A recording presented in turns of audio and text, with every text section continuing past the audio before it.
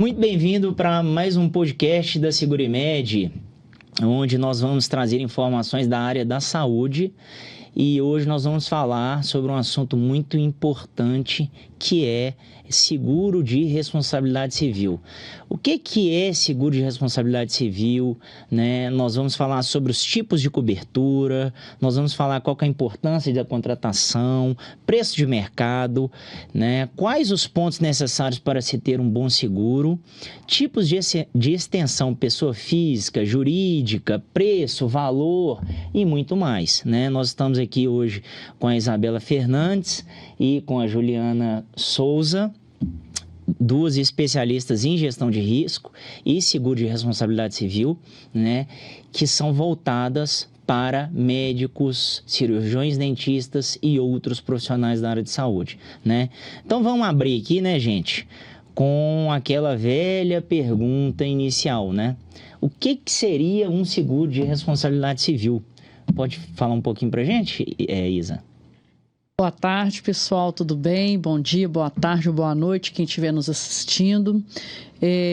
O seguro de responsabilidade civil profissional, ele vem para proteger o profissional em caso de algum processo e devido a alguma insatisfação de algum paciente que venha a processar o profissional, no qual termine com ou sem condenação. Então, ele vai ter uma série de benefícios e coberturas que vão respaldá-lo do momento que ele passa por alguma situação com o seu paciente até o pior momento, que seria classificado aí pelo profissional da saúde como uma condenação.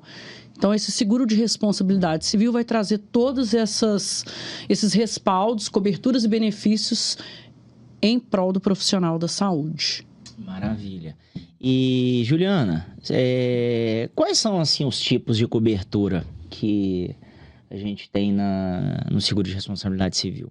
Bom, primeiro, boa tarde, bom dia ou boa noite a todos aí. É um prazer estar aqui com você, Cassiano. Nós temos, assim, a necessidade de coberturas que vão realmente respaldar como um todo, proteger a carreira do profissional, né? Nós temos que ter coberturas para tanto nas áreas criminal, civil, administrativa e ética. Então, o profissional, ele tem que ter cobertura tanto na área da justiça, seja criminal ou civil, tanto dentro do CRM, CFM, porque pode vir também, né, um processo administrativo junto ao CRM, CFM, e o profissional vai ter que responder também por isso. Então, através do seguro de responsabilidade civil, ele tem acesso à assistência jurídica para poder resguardá-lo, né, ajudá-lo nessa proteção. Então, assim, o interessante é que tenha todas essas áreas de proteção. Traz uma segurança, né? Vamos dizer assim, né? O profissional trabalha, né? O tempo todo ele sofre pressões externas, né?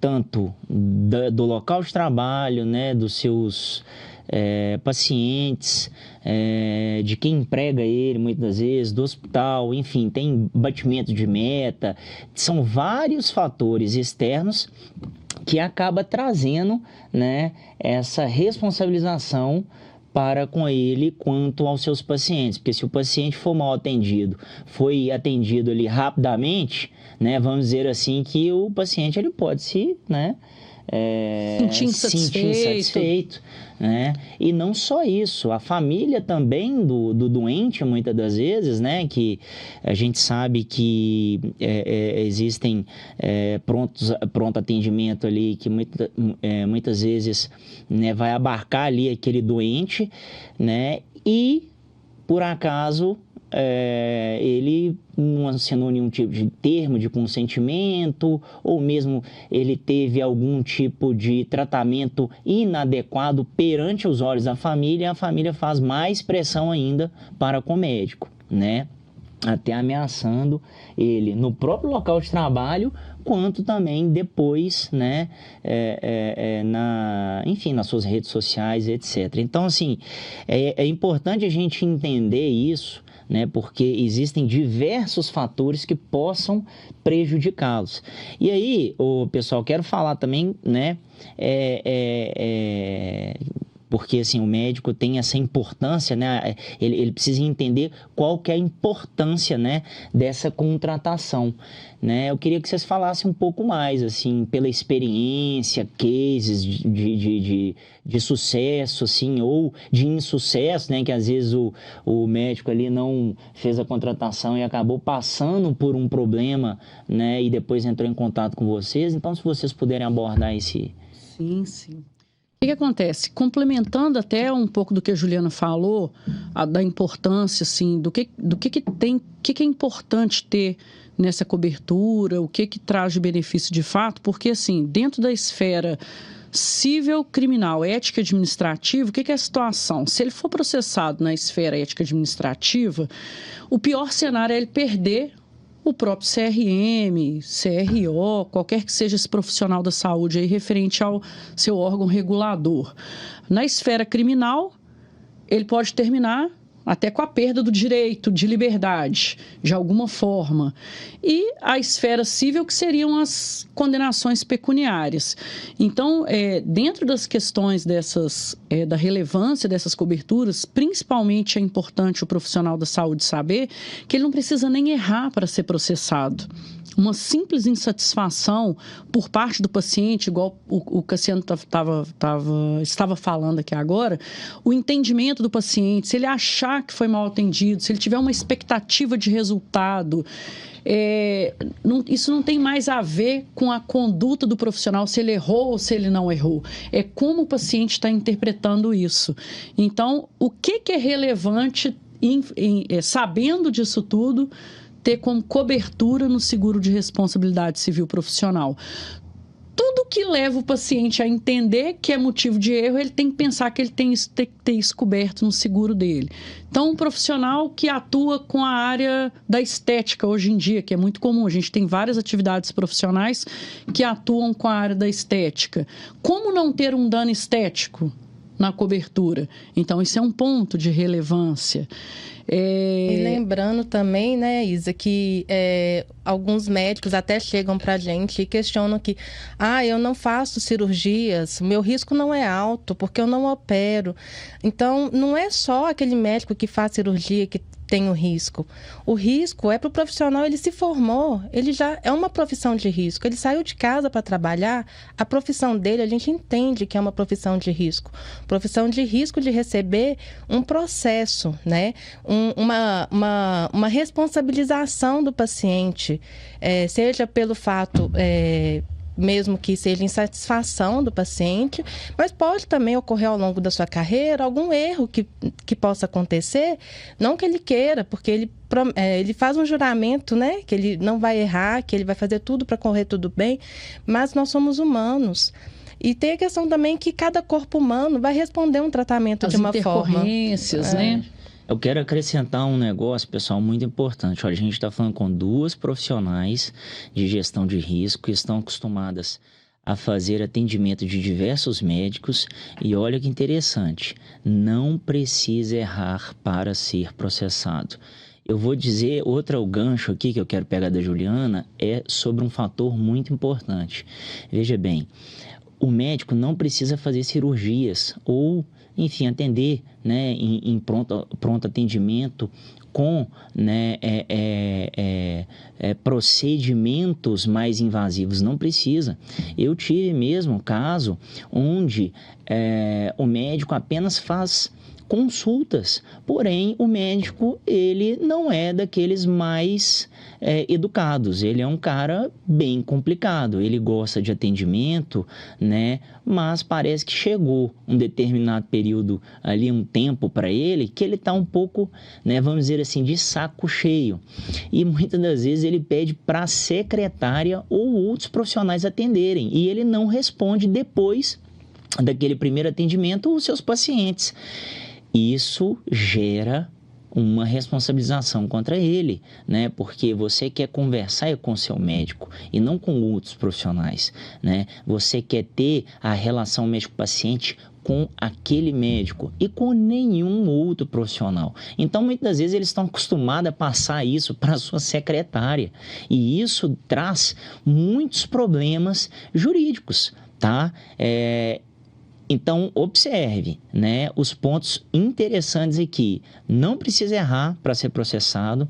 Basta apenas insatisfação, né, do paciente, que não é mais paciente, é cliente, né, vamos dizer assim. E você não precisa fazer cirurgias ou procedimentos invasivos para, né, ser responsabilizado civilmente, né? Então, agora eu quero abarcar aqui, gente, né, depois de falar as importâncias da contratação, esses pontos importantes aqui, né, quais os pontos necessários para um bom seguro, né? Porque a gente sabe que no mercado tem tanto seguro, né, de responsabilidade civil, só que existem uns melhores que os outros. E a gente precisa discutir isso. Então, assim, claro que tem muitas cláusulas, né, para a gente poder debater, e aí não daria o tempo, né, para a gente fazer esse debate, que será, inclusive, depois episódios futuros. Mas eu quero saber de vocês os principais pontos para aquele médico, para aquele cirurgião dentista, aquele profissional que está escutando esse podcast hoje. O ponto que mais tem que se atentar na questão do seguro é que as pessoas, primeiramente, só esclarecendo um ponto, as pessoas precisam entender a atividade que ela exerce e o que tem coberto, mas o que é o objetivo daquele seguro que ela está contratando, nas condições gerais? O que está previsto de cobertura, a forma que é essa cobertura, que a gente vai detalhar aqui, mas principalmente o que está excluído da cobertura ou o que faz ela perder o direito à cobertura, porque imagina um profissional que lida com a parte estética e não tem cobertura para dano estético. Dano moral. Todo mundo acha que dano moral, se está constando lá que está coberto, está tudo ok. Só que tem alguns pontos, não vou usar o termo pegadinha, alguns detalhes que descrevem a cobertura, como, por exemplo, não cobre dano moral simples. A pessoa que está contratando, que é um profissional da saúde, nem sequer sabe o que significa isso na prática, porque a atividade dele é outra. Então, quando a pessoa oferece o seguro, ela não detalha essa questão na cobertura. Então, o profissional está com uma cobertura incompleta. Aí, na hora que ele precisa, vem a negativa de cobertura. Isso. Eu quero fazer um adendo, né, e explicar para você o que seria um dano moral simples. Pessoal, dano moral simples é pura e simplesmente, né, pelo o jargão aqui da palavra, desculpa, mas quando o paciente processa o médico só no dano moral, né? Porque vamos supor que ele teve um descaso desse médico, né? O médico não quis atendê-lo ou não quis responder os seus WhatsApps nos finais de semana, não quis atendê-lo, e assim gera uma expectativa do seu paciente, ele fica constrangido e ele fala que foi mal atendido ou que esperou muito na fila e tal, e pura e simplesmente a outra parte, a juização, só solicitando dano moral. Então, é basicamente isso, tá, pessoal? Pode voltar, Isa? Então, assim, na verdade, eu dei esse exemplo, mas são vários pontos de exclusão. A pessoa tem que se atentar principalmente ao que está sendo excluído.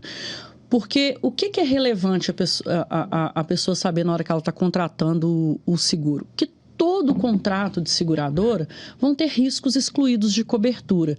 Na verdade, a seguradora não está vendendo um seguro, ela está comprando um risco.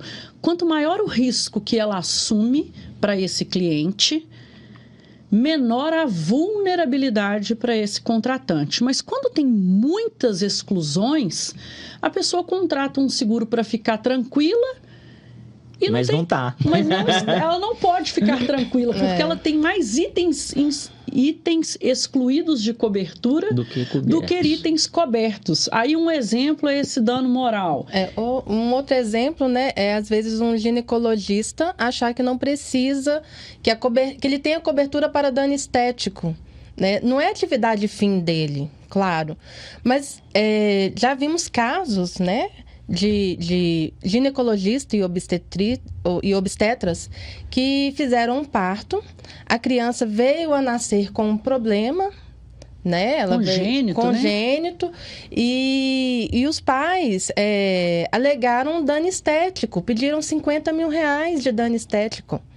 Imagina se ele tem um seguro que não tem cobertura para dano estético. E é a maioria, viu, Juliana? Pois é. Que não tem essa cobertura então, prevista. Mesmo que não seja uma atividade fim do médico, né, a estética, ele precisa de um seguro que tenha essa cobertura. Porque ao longo da sua vida, né, profissional, pode sim ocorrer algum problema com algum paciente que ele venha alegar dano estético no processo. Ou seja, gente, médicos, cirurgiões dentistas, qualquer profissional da área de saúde que esteja escutando isso, tomem cuidado com a apólice de seguro de vocês. Tentem entender, né, e questionar o corretor ou aquele profissional que está te vendendo esse seguro de responsabilidade civil.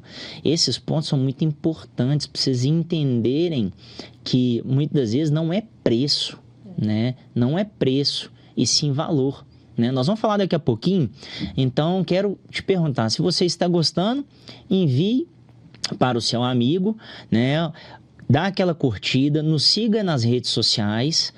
Cassiano Oliveiras é o meu Instagram, @Cassiano Oliveiras, @Segurimed Oficial também, né? Isso é a empresa de seguro de responsabilidade civil, onde nós atuamos ali com diversas frentes para tirar dúvidas dos profissionais de saúde, e defesamédica.online, né? São os canais, né?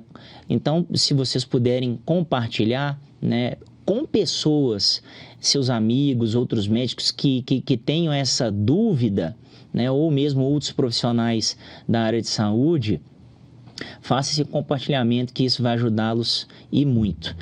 Então, né, pessoal, vamos acrescentar aqui, como eu acabei de falar, preço e valor.